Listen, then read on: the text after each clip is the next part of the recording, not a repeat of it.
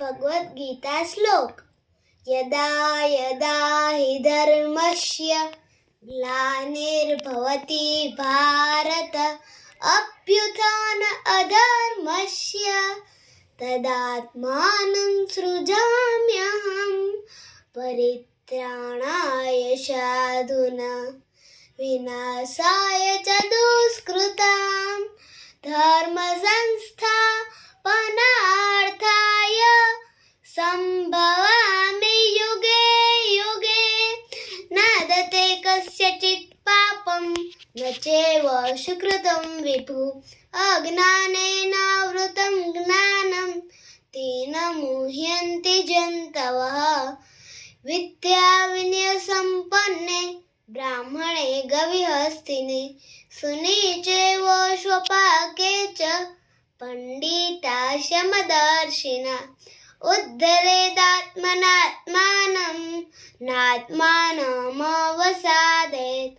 आत्मैव हि आत्मनो बन्धुरात्मैव रिपुरात्मनः।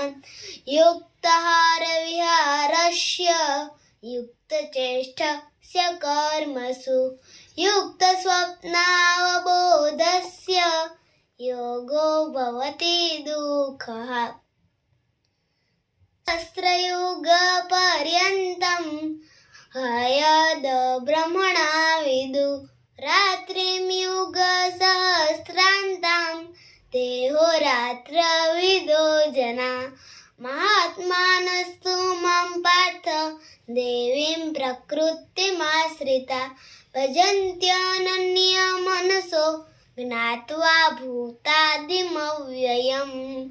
अनन्याश्चिन्तयन्तो मां ये जनाः पर्युपासते तेषां नित्याभियुक्तानां योगक्षेमं वहाम्यहम्। न मे विदुषुर्गणाः प्रभवं न महर्षयः अहमादिर्हि देवानां महर्षीणां च सर्वस्य।